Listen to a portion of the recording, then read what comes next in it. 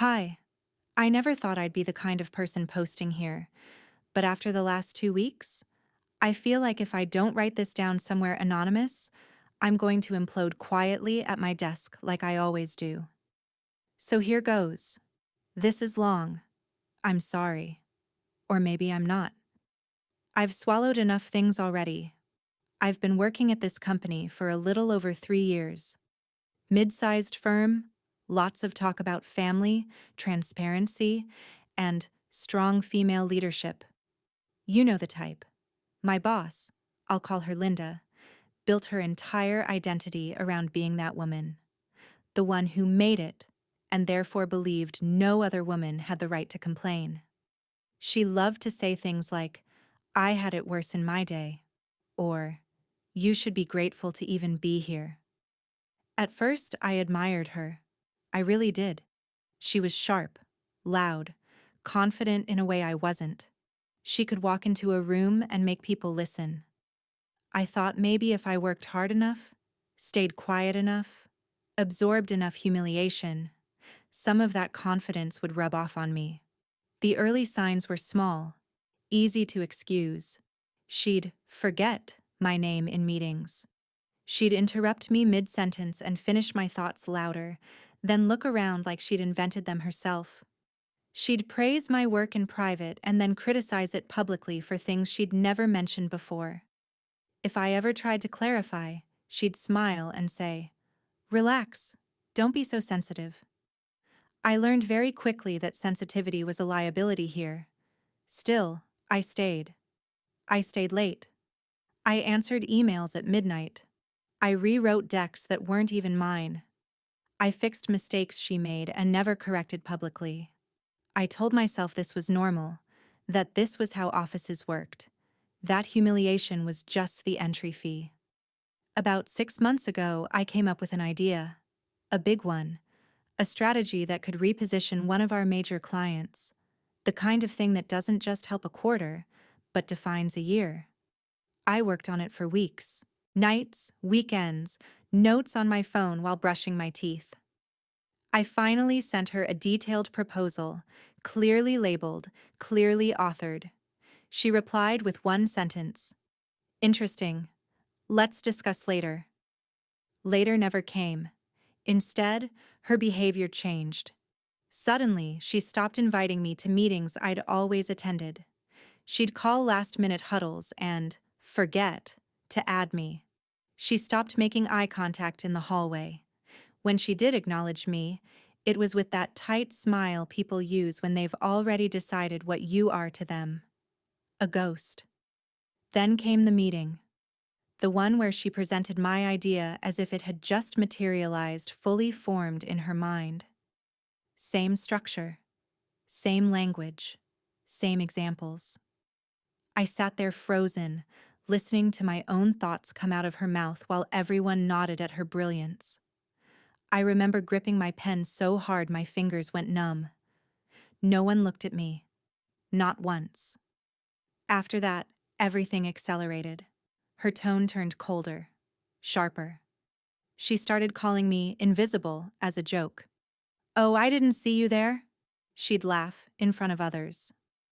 Once she actually said, "You're like a ghost around here." And people laughed because she laughed first. I stopped sleeping properly. I started dreading Sundays. I started rehearsing conversations in my head that I never had the courage to start. And then came that morning. I walked into the office like I always did, coffee in hand, bag on my shoulder, already exhausted. She was standing near the reception desk with two managers. I said good morning. She looked at me like she was genuinely surprised, and then she said, loud enough for everyone to hear, "Oh, you showed up. I forgot to call you, Ghost. You're fired." She smiled when she said it, like it was a joke, like I was the punchline. I stood there, heat rushing to my face, heart pounding so hard I thought I might faint. No explanation, no meeting, no HR, just gone. I left without saying a word. At the time, I thought that was the most humiliating moment of my life. I didn't know it was only the beginning. I didn't cry right away. That's the part that still messes with my head. I walked out of the building, past the glass doors, past the security guard who suddenly wouldn't meet my eyes, and I felt empty. Like someone had unplugged something essential and my body was still pretending everything was fine. I sat in my car for a long time, just sat there with my hands on the steering wheel, staring at my own reflection in the windshield. I remember thinking, okay, so this is it. I guess this is how people disappear. My phone buzzed once, then again. Slack notifications, emails. Not from Linda, from coworkers. Hey, are you okay? Did something happen? Linda says you left early? That's when I realized something important. She hadn't told anyone I was fired. Not officially. Not yet. She'd humiliated me in public, but behind the scenes, she was still rewriting the story. I drove home in a fog, took off my shoes, sat on the floor of my apartment like a child who doesn't know what to do next. Then my phone rang.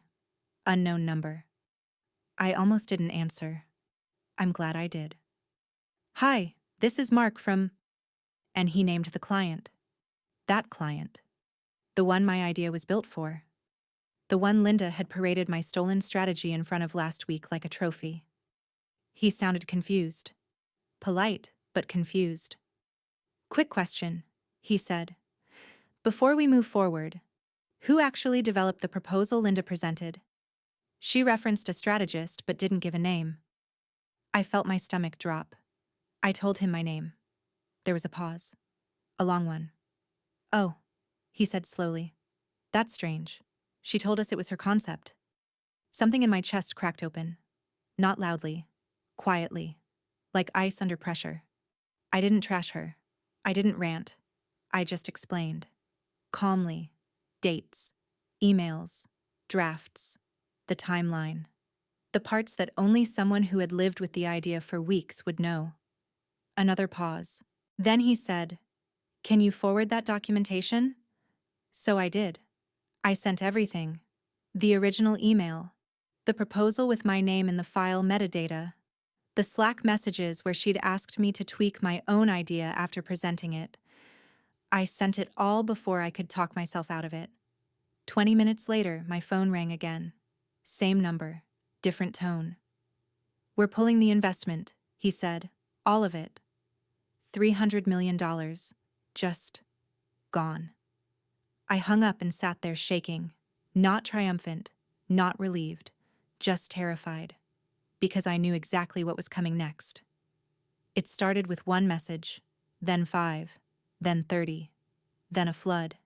Emails, texts, missed calls, Slack messages even though I'd been locked out of half the system.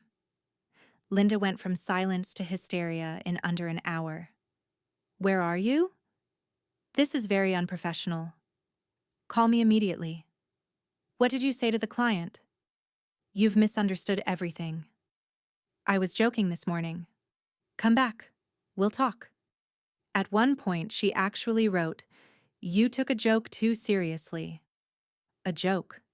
Losing your job publicly is a joke. Stealing someone's work is a joke. Erasing a person until they become a ghost is a joke. I watched the message counter climb. 100, 200. By the time it hit 300, I felt numb again, like my nervous system had given up trying to keep up. That's when the company-wide email went out. Subject line, clarification regarding team changes.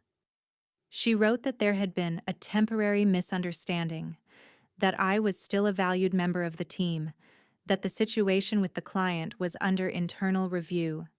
No apology, no accountability, just words stacked carefully to protect herself. Former coworkers started calling me now, not to ask if I was okay, but to ask what I'd done. "Did you really go behind Linda's back? Why would you upset the client like that? You know how she is. Why provoke her?"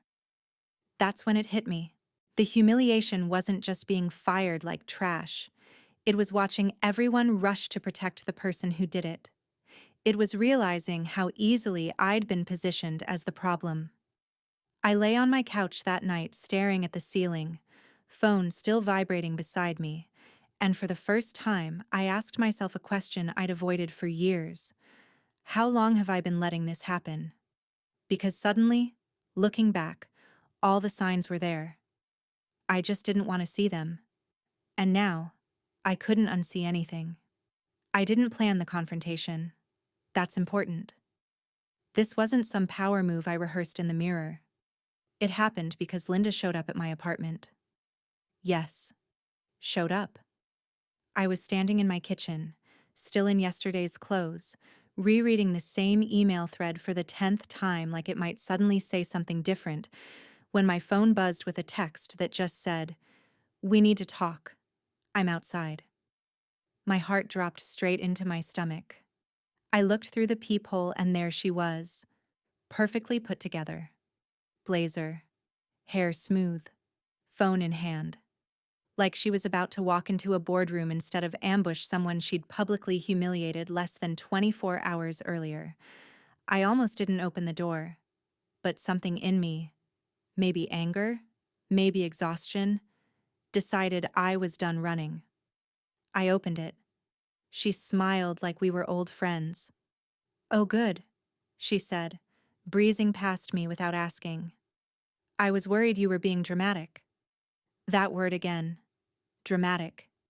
She sat at my table like she owned it, crossed her legs, looked around my apartment with thinly veiled judgment, like my life itself was a poor reflection of her leadership. "Let's clear this up," she said, waving her hand, "because this whole thing has gotten wildly out of proportion." I didn't sit. I leaned against the counter and waited. She launched right in. "You embarrassed me," she said. Not hurt, not concerned. Embarrassed. "You went behind my back and confused the client." I reminded her, calmly, that the idea was mine, that I had documentation, that she'd presented it without credit. She laughed. Actually laughed. "Oh, honey," she said, shaking her head. "Ideas belong to the company. You should know that by now." I felt my face burn, but my voice stayed steady. That surprised me. "You told them it was yours." She shrugged. "That's how leadership works. You package things, you sell them, you don't get precious about authorship." I asked her why she fired me in front of everyone. She rolled her eyes. "I didn't fire you. Don't be ridiculous. I was joking. You're so literal sometimes, it's exhausting." There it was. I told her how humiliating it was, how she'd called me a ghost, how she'd erased me. She leaned back and sighed like I was a child explaining a bad dream. "You are invisible sometimes," she said. "That's not an insult, it's feedback. You don't assert yourself. You don't command attention. If you want credit, you have to take it." I asked why she stopped inviting me to meetings. She smiled tightly. "Because you weren't ready. And honestly, you should be thanking me. Exposure at the wrong time can ruin a career." I told her the client had pulled $300 million. Her face changed then. Just for a second. The mask slipped. "That won't stick," she said quickly. "Clients bluff. They'll come back once this cools down." I told her they wouldn't, that they'd been very clear. Silence stretched between us. Then she stood up, suddenly sharp again. Angry now. "You think you're special?" she snapped. "Do you know how many girls like you I've managed? Quiet, hardworking, desperate for validation. You all think one idea makes you indispensable." That hurt more than I expected. She stepped closer, lowered her voice. "If you don't come back and fix this," she said, "you'll be blacklisted. I'll make sure no one in this industry touches you." I looked at her. Really looked. And something clicked. This woman wasn't powerful. She was scared. So I did something new. I stayed calm. "I'm not coming back," I said. She scoffed. You don't have a choice. I do, I replied, and I've already made it. She stared at me like she'd never heard the word no spoken to her before. You're making a huge mistake, she hissed. Maybe, I said, but it's mine. She left without another word, slammed the door hard enough to rattle the frame. I slid down against it afterward, heart racing, hands shaking, but not with fear, with something else. For the first time, I hadn't shrunk, and she knew it. I wish I could say that after she left, I felt empowered, like I stood there glowing with self-respect, and victory music played in the background. That's not what happened. What happened was I locked the door, slid down against it like you see in bad movies, and started shaking so hard my teeth actually clicked. My whole body felt like it had finally gotten permission to react now that the threat was gone. My hands wouldn't stop trembling. My chest hurt. I kept replaying every sentence, every look, every moment where I could have said something smarter, harsher, braver. Anger hit first. Hot, sharp, almost comforting. I paced my apartment like a caged animal, muttering out loud. I imagined emails I could send, legal action, public posts, walking back into the office and exposing her in front of everyone. The anger made me feel tall again, solid. Then it drained out of me all at once. I sat on my bed and just stared. That's when the sadness came in, slow and heavy, like fog. Not the dramatic kind, the quiet kind that makes everything feel pointless. I started thinking about all the times I'd defended her, all the moments I'd blamed myself, all the nights I stayed late because I thought if I just worked harder, she'd finally see me. I felt stupid. That hurt almost as much as what she did. I cried over things that surprised me, not just the firing. I cried because no one stood up for me in that meeting. I cried because people laughed when she called me a ghost. I cried because I realized how carefully I'd made myself smaller over the years to survive there. How I'd learned to speak softer, interrupt myself, apologize for existing. At some point, I opened my laptop. Bad idea. My inbox was still a war zone. There were messages from coworkers who hadn't said a word while it was happening, now suddenly full of concern. Hey, just checking in. Crazy situation, huh? I hope you're okay, but you know how Linda gets. That last one broke something in me. You know how she gets. Like that was an explanation. Like abuse becomes acceptable if it's predictable. Then there were the messages from Linda again. Fewer now. Shorter. Colder. This didn't have to go this way. You're burning bridges. I tried to help you. That one made me laugh out loud. A sharp, ugly sound. I slammed the laptop shut and burst into tears immediately after. That emotional whiplash? Brutal. Over the next few days, everything felt wrong. I woke up exhausted no matter how much I slept. I kept reaching for my phone to check work notifications that weren't mine anymore. My identity felt unstable, like I'd lost a limb I didn't even like but had learned to live with. I kept thinking, what if she's right? What if I really am invisible? What if I ruined my own career over pride? Those thoughts are sneaky. They sound logical when you're tired and hurt. One night, around 3 a.m., I reread the original proposal, the one with my name on it, the timestamps, the notes in the margins. And I felt something shift again. This was real. I didn't imagine it. I wasn't overreacting. The humiliation wasn't just about losing a job. It was about having my reality denied over and over until I almost believed the lie myself. That realization didn't make me feel better instantly, but it grounded me. Like putting your feet on the floor after a nightmare and reminding yourself you're awake. By the end of that week, the crying slowed. The anger dulled. What was left wasn't peace. Not yet. But clarity. And clarity is dangerous to people like Linda. Because once you see the pattern, you can't unsee it. And once you stop blaming yourself, there's no going back to being a ghost. The decision didn't come in some dramatic flash of insight. No big moment where I woke up enlightened, stretched, and said, "Ah, yes, today I reclaim my life." It was quieter than that, almost boring. And somehow, that made it harder.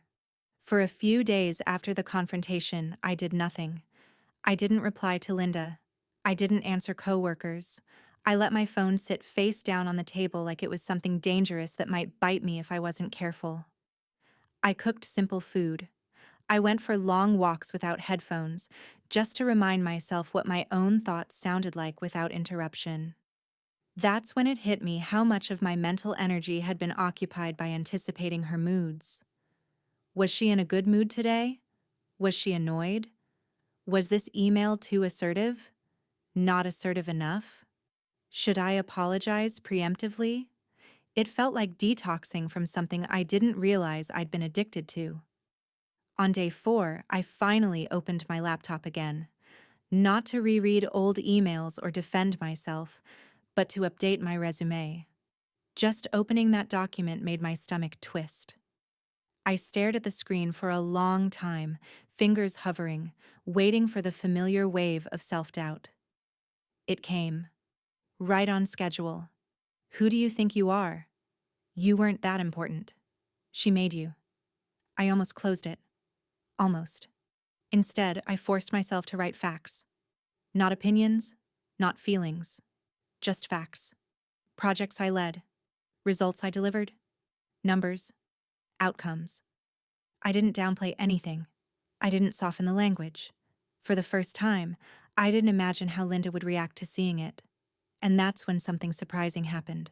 I started to feel angry again, but this time it wasn't chaotic. It was focused. The kind of anger that sharpens instead of burning everything down. I reached out to the client again. Not to stir things up, but to thank them for listening. Mark replied with a short message that I read 3 times just to make sure I wasn't hallucinating. If you ever decide to consult independently, we'd be interested in talking. I closed my eyes and laughed. Not the sharp laugh from before, a real one. The kind that comes from relief mixed with disbelief. That night, I drafted an email to HR. Not emotional, not accusatory, clear, factual, attached documentation. I didn't expect justice. I wasn't chasing revenge. I just wanted my version of events on record somewhere other than inside my own head. Then I did something that felt almost radical. I told Linda in one short message that all further communication should go through legal channels. She replied within minutes. "This is unnecessary. You're being dramatic again. You're throwing away a real opportunity." I didn't answer. That silence felt terrifying at first, like standing at the edge of something with no guarantee there's solid ground below. For so long, my instinct had been to explain, justify, smooth things over. Silence felt like aggression, but it wasn't. It was a boundary. Over the next week, I started telling people the truth. Carefully, selectively, not as a rant, not as gossip, just honestly. And something interesting happened. A few people, not many, but enough, told me their own stories. Times Linda had taken credit. Times she'd humiliated someone as a joke. Times they'd thought about leaving and convinced themselves it wasn't that bad. It was that bad. We'd just normalized it. I didn't go back. I didn't fix the situation for her. I didn't rescue the company from the mess she created. And yes, there were moments where that choice felt like self-sabotage, like I was being ungrateful, like I was proving her right. But slowly, another feeling replaced that fear. Relief. I started sleeping again. I stopped flinching when my phone buzzed. I stopped rehearsing conversations that would never happen. For the first time in years, my energy wasn't being spent on survival. I don't know exactly what's next. I don't have a neat ending yet. But I know this. Staying would have cost me more than leaving ever could. And choosing myself, even when it felt like betrayal, was the first decision I made without asking permission. I used to think humiliation was loud, public, obvious. Someone yelling at you, slamming doors, making a scene. What I didn't understand, what I really want people reading this to understand, is that the worst kind of humiliation is quiet and systematic. It's the kind that teaches you to disappear while convincing you it's your own fault. Looking back now, with some distance, I can see how carefully the trap was built. First comes admiration, then subtle dismissal, then jokes, then isolation, then rewriting history. And finally, when you're small enough, the public cut, followed by the insistence that you imagined the blade. If you're reading this and thinking, "This sounds familiar," please hear me when I say this. It doesn't get better if you just endure it longer. I told myself for years that if I kept my head down, worked harder, didn't complain, things would eventually even out. They don't. People who benefit from your silence have no incentive to change. One of the hardest things I had to accept was that being calm, agreeable, and professional didn't protect me. It made me easier to erase. I thought dignity meant not reacting.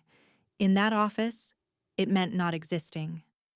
I also learned something uncomfortable about bystanders. Most people aren't villains. They're just scared. Scared of losing their jobs. Scared of becoming the next target. Scared enough to laugh at jokes that hurt someone else, just to prove they're on the right side of power. That doesn't make it okay, but it explains why waiting for someone to save you is usually a losing strategy.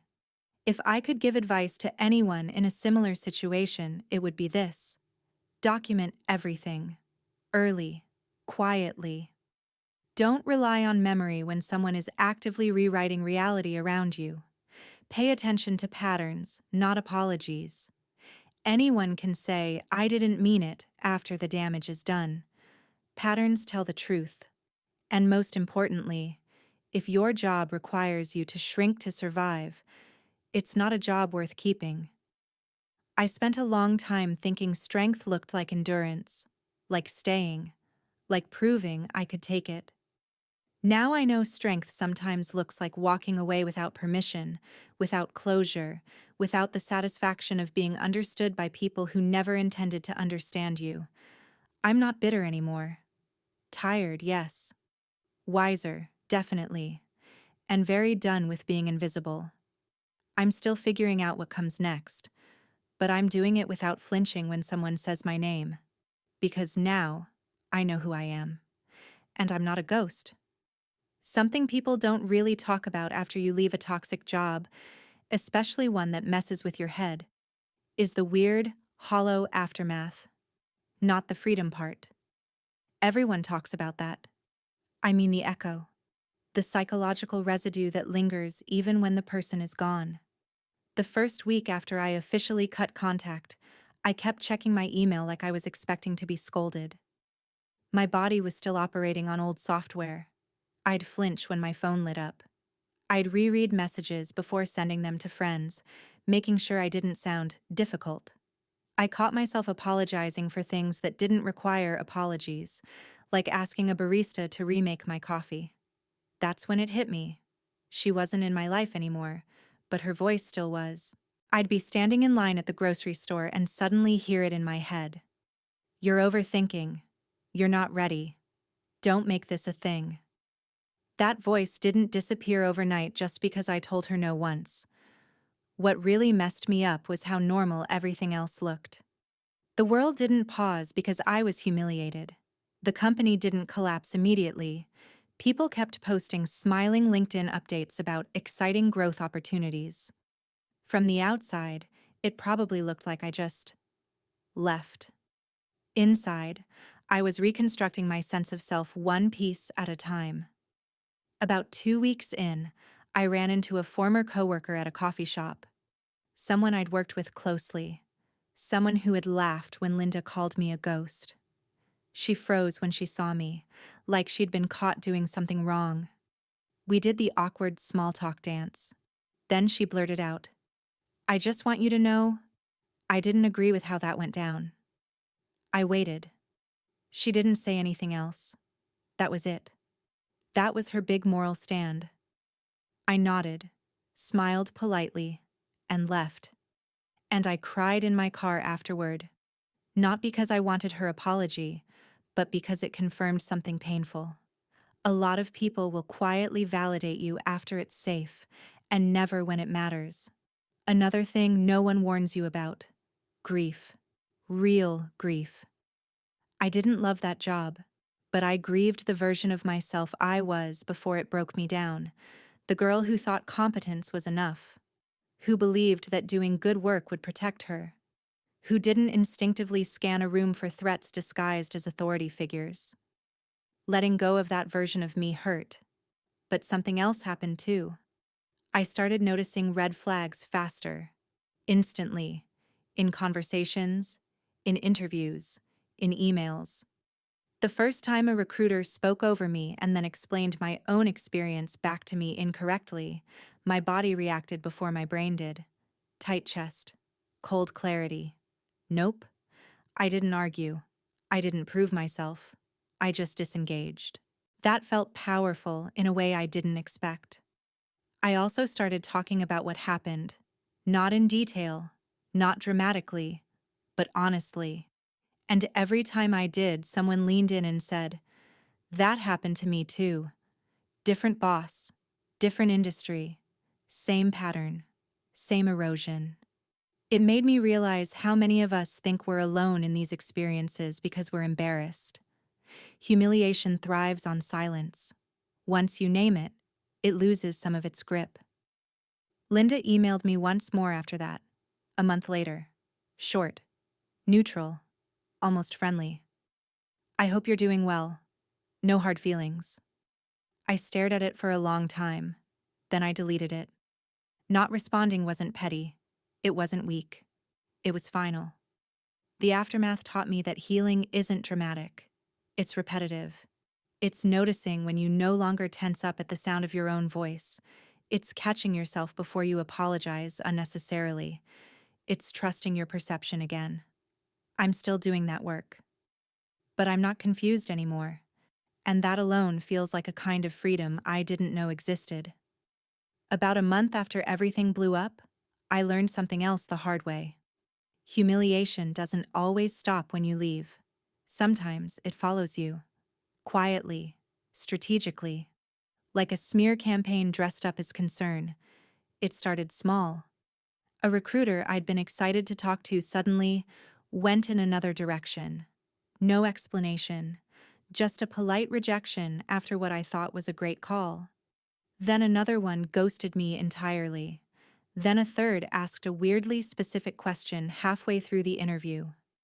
"So, what happened at your last company?" The way he said it told me everything. I asked what he meant. He hesitated, smiled awkwardly, and said something vague about fit and communication issues. I thanked him and ended the call with that familiar, sinking feeling in my chest. That night, I got a message from a former coworker, one I hadn't spoken to since I left. "Hey, just a heads up," she wrote.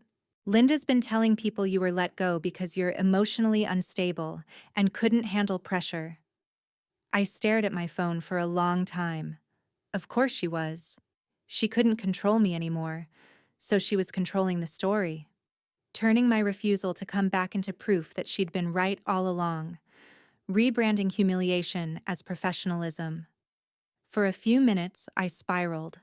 I imagined my name quietly being crossed off lists, doors closing before I even reached them. Her voice, again, whispering, "You'll never work in this industry again." Then something surprising happened. I got angry, but not in the old way. Not frantic, not panicked. Clean anger. I asked the coworker if she'd be willing to put what she'd heard in writing. She hesitated, then agreed. I asked another former teammate I trusted, then another. Two of them told me similar things. Linda was warning people about me under the guise of being helpful, Always careful. Never explicit. Just enough poison to do damage. So I did what I'd learned to do best. I documented. I compiled timelines, messages, witness statements. I didn't blast it on social media. I didn't fire off angry emails. I sent one carefully written letter to legal counsel, CC'd to HR, referencing specific language and potential defamation. The response was immediate. HR suddenly wanted to talk. Legal suddenly wanted to clarify. Linda, interestingly, went very quiet. A week later, another recruiter reached out. Same firm as one who'd ghosted me earlier. Different tone this time. Just wanted to follow up, she said. There seems to have been conflicting information. I told her the truth. Calmly, factually, with receipts. She paused, then said, "Thank you for clarifying." 2 days later, I moved forward to the next round. That's when it really sank in. People like Linda rely on the assumption that you won't fight back because you're tired, embarrassed, or trying to be the bigger person. They count on you wanting peace more than accuracy. But peace built on silence isn't peace, it's surrender. I also learned something else during this phase, something uncomfortable. Protecting yourself sometimes makes you look difficult. Assertive women who refuse to quietly accept lies get labeled problems. I felt that label hovering over me, waiting to stick. And you know what? I let it. Because being seen as difficult by people who benefit from your compliance is not the insult they think it is. By the end of that month, the panic had faded. My name wasn't ruined. My career wasn't over. The world hadn't collapsed because I refused to absorb someone else's shame. What had collapsed was the illusion that staying silent keeps you safe. It doesn't. It just makes you easier to rewrite. And I was done being rewritten. There was a moment, maybe 6 or 7 weeks after everything, when I realized I'd gone an entire day without thinking about Linda. Not in a triumphant way. Not in a look how healed I am way. I just noticed it in passing, like you notice you didn't check the time for a while. And that's when it really hit me. The shock was finally wearing off. That surprised me more than the humiliation itself. For a long time, my nervous system had been stuck in emergency mode. Even after I left, even after I stood up for myself, my body didn't trust the calm. It felt suspicious, temporary, like the silence before something else went wrong. But that day, nothing went wrong. I woke up, answered emails, went for a walk, cooked dinner, all without that constant internal commentary asking if I was about to mess something up. No mental rehearsals, no imaginary confrontations, no urge to check my phone every 5 minutes. It felt unfamiliar. And then came the delayed anger. Not the explosive kind from earlier. This one was slower, heavier, and honestly more painful. Because it wasn't about what she did anymore. It was about how long it took me to believe myself. I started replaying moments from years back that I'd brushed off at the time. The performance review where she said, "You're great support, but not really leadership material," while assigning my projects to louder coworkers. The meeting where a male colleague repeated my idea verbatim, and she praised him for being decisive. The time she told me, smiling, "You're lucky I protect you. Other managers would eat you alive." I'd thought that was mentorship. It wasn't. It was conditioning. That realization stung more than the firing, because it meant I'd internalized limits that were never real. I'd been living inside boundaries someone else drew for me, and thanking them for the walls. At the same time, something else was happening in parallel. I started interviewing again. Carefully. Differently. I paid less attention to titles and more to how people listened. I watched how interviewers reacted when I paused before answering, whether they interrupted, whether they talked over me. whether they dismissed concerns as overthinking. One company stood out. Not because it was perfect, it wasn't, but because when I asked a question about credit and collaboration, the hiring manager answered without defensiveness. If someone builds something, she said, we make sure they're seen. I almost cried on the call, which was embarrassing, but also incredibly telling. After the interview, I sat there thinking about how low my bar had become, how revolutionary basic respect felt, how much damage had been done if this felt extraordinary. Another unexpected thing, my confidence didn't come back all at once. It came in fragments. The first time I disagreed with someone on a call without softening my language. The first time I said no, without an explanation. The first time I took credit for my own work without immediately deflecting. Each time felt slightly illegal, like I was breaking some invisible rule. But nothing bad happened. No one punished me. No one mocked me. No one erased me. That's when the grief finally turned into something else. Resolve. I stopped fantasizing about confronting Linda again, stopped imagining the perfect speech that would make her understand. I didn't need her understanding anymore. I didn't even need her regret. Closure, it turns out, isn't something the other person gives you. It's what you build when you stop waiting. By the end of that period, I could finally say this without flinching. What happened to me was wrong. Not complicated. Not a misunderstanding. Not just how offices are. Wrong. And naming it, that clearly felt like reclaiming something she never should have had access to in the first place. My reality. My voice. My name.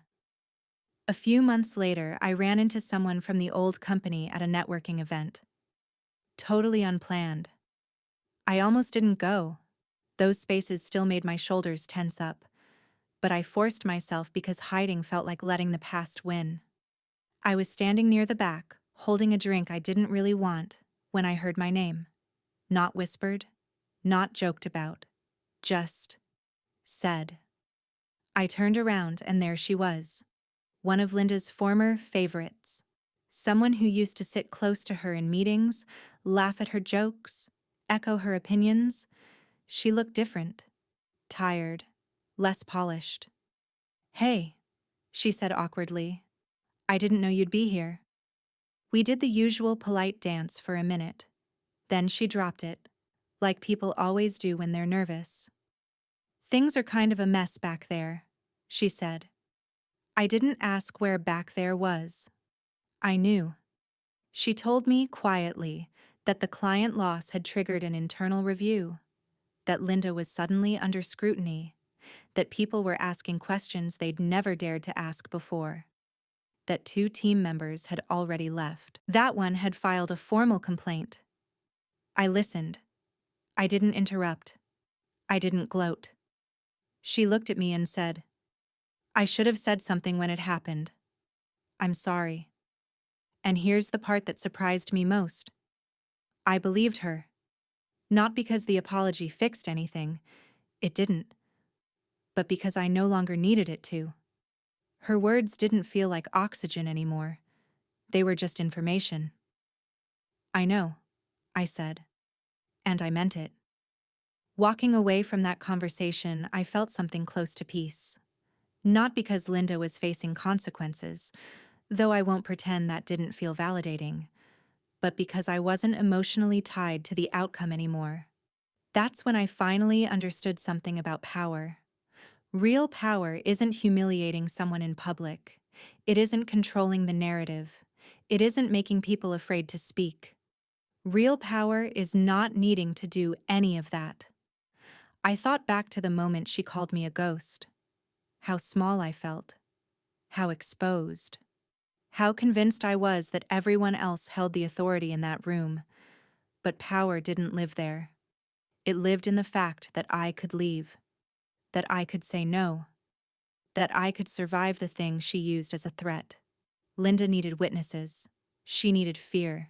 She needed silence. I didn't. Around that time, I accepted a new role. Different company. Smaller team. less flashy title. But on my first day, my manager introduced me by name, credited my experience accurately, and asked how I preferred to receive feedback. I went to the bathroom afterward and cried, quietly, out of relief. I don't tell people this story often in real life. It's still raw in places, but I'm writing it here because I know how isolating office humiliation feels, how it convinces you that you're uniquely weak, that everyone else knows how to play the game, and you're just bad at it. You're not bad at it. You just didn't realize the game was rigged. If someone in power makes you feel small, confused, or invisible on a regular basis, that's not leadership. That's insecurity wearing a blazer. And walking away from that doesn't mean you lost. It means you refused to disappear. I'm ending this where I probably should have started. With you. Because if you've made it this far, there's a decent chance you're reading this from somewhere quiet and temporary. A bathroom stall. Your car. Your bed at night with your phone turned down low so no one hears you crying. You might be telling yourself it's not that bad, that you're overreacting, that you just need to toughen up, wait it out, be more strategic, be less sensitive. I told myself all of that too. I want you to know something I didn't know back then. The confusion you feel is not a personality flaw. It's a symptom. Humiliation at work doesn't always look like screaming or threats. Sometimes it looks like jokes that land a little too sharp.